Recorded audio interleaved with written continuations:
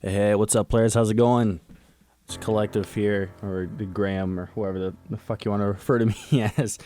So I have another kind of like a ranting topic, and it's not really a rant. This is more or less just me talking and thinking out loud, basically.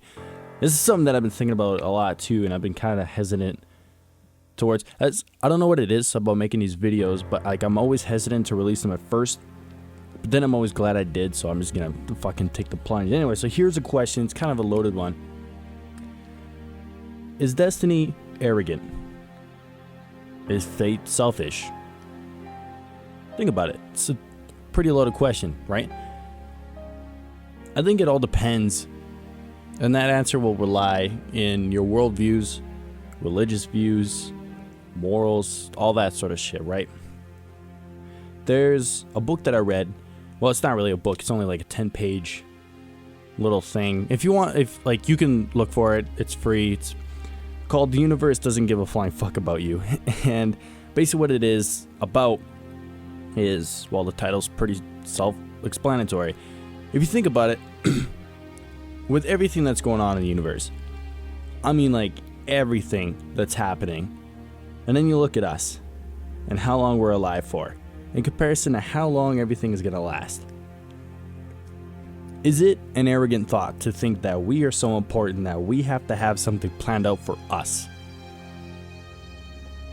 Again, it's gonna vary depending on the answers of like whether you're religious, atheist, extremist, opportunist, pessimist, I don't know, like whatever your values and morals are, gonna give you your own answer. No answer's right, no answer's wrong. It's just something to think about, something to ponder on, right?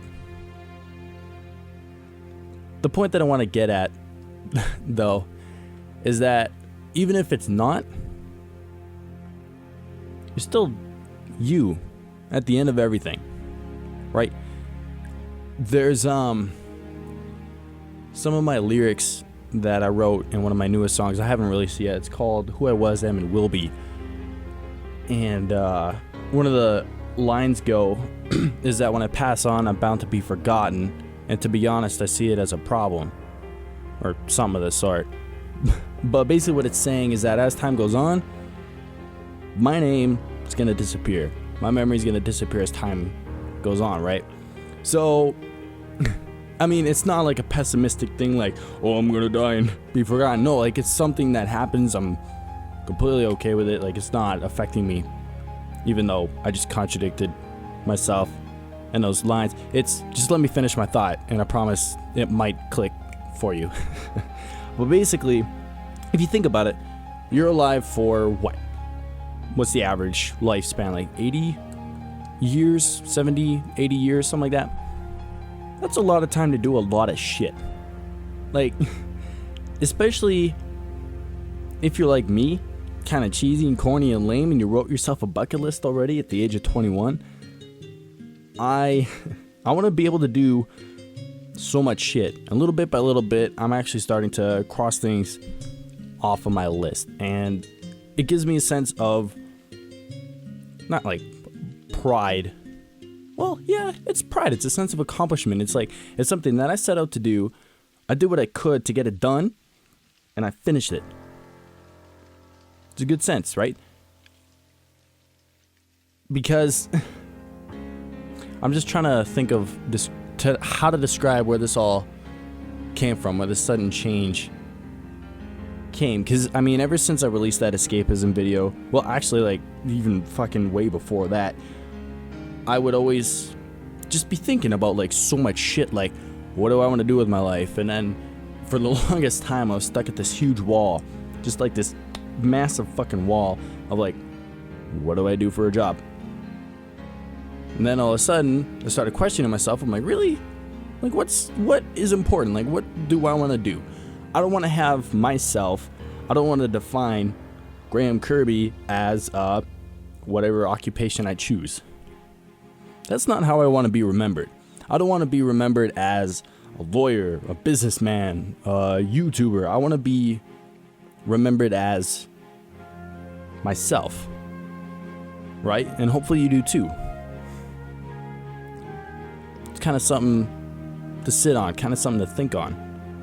And I mean, I'm not saying like any of your beliefs are wrong. Like, let's say you do want to be remembered as like one of the greatest whatevers of all time.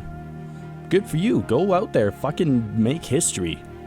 Do what you can. Like, that's what's important.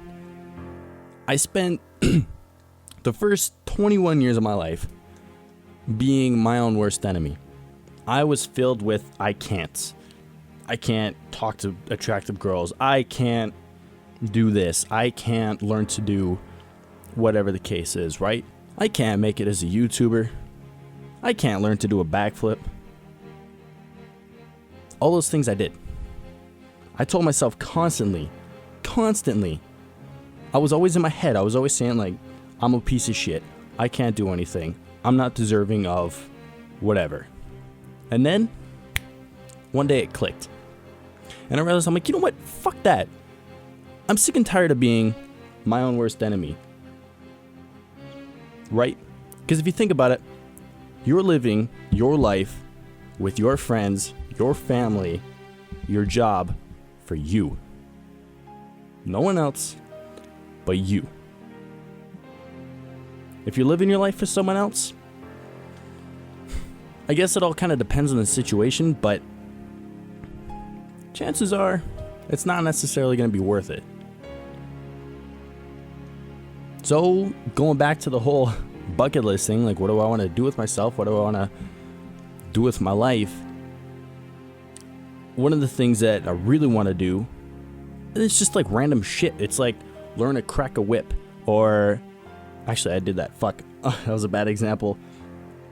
Just like I wanted to be more sporadic, more spontaneous. I wanted to be able to take up people opportunities. I wanted to become a yes man, essentially is what it was. And it's funny, literally 1 week after I made that decision to myself, I flew a plane, fucking like an airplane. And I was out playing pool one day with a few of my friends, and I ran into an old buddy of mine from high school. Turns out he has his pilot license, working on becoming a commercial pilot, offers to take me up because he's going flying on the weekend anyway. I say, yeah, sure, fuck it, why not? I'd love to come. We're 6,000 feet in the air, ripping around and all that sort of stuff. He basically teaches me the basic controls on how everything works. He's like, all right, Graham, it's your shot. Go ahead, fly for a little bit. I was like, what? All right, sounds good. So I'm just sitting there fucking flying this plane, doing whatever, just having a great time. 1 week ago, actually, I never would have imagined that's something I would have done. But it's because I opened myself up to all these sorts of different opportunities. Like, just everything is changing. It's so radically different. It's I don't know how else to describe it aside from stuttering like an idiot. It's just such a good feeling. It's a powerful thing when you decide, or when I decided rather, to stop being my own worst enemy. Life's completely different. All of a sudden, nobody's opinion fucking matters anymore. That's one of the biggest things I noticed. Once I'm comfortable in my own skin, fuck everyone else. If it's good, it's good. It's like Dyrus once told me, love the good people, fuck the not fuck the haters. What did he say? He said, love the good people, but fuck the world. Or something of the sort.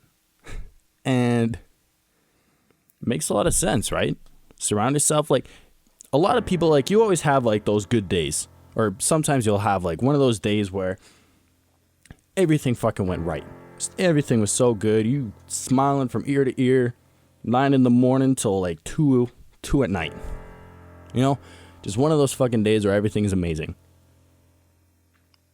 You could feel like that every day of the week. Why not? Why not do that? Granted, you're gonna, like, it's harder to appreciate the good days without the bad. So it's kind of a yin-yang effect.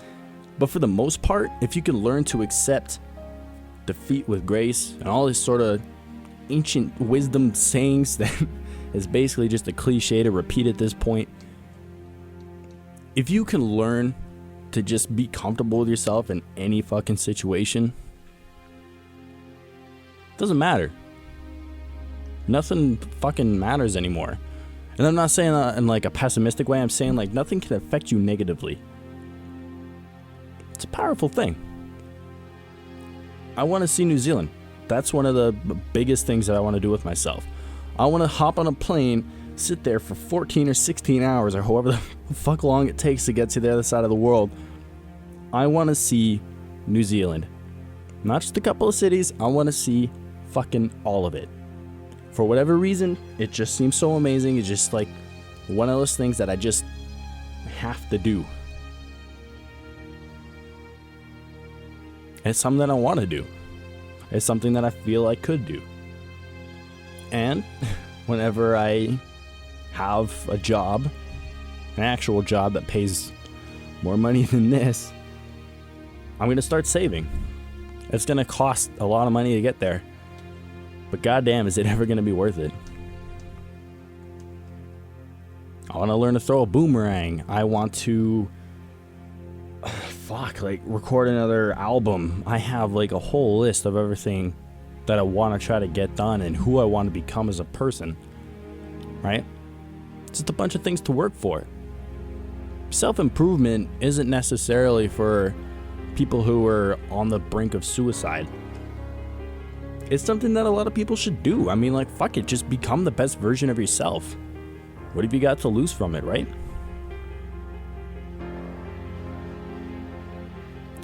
Yeah, well, that was interesting. I don't necessarily have a lot more to say without repeating myself, but let me ask the question again. After saying everything, is destiny arrogant? Is fate selfish? Think about it. You're the one in control, ultimately. Why not have some fun?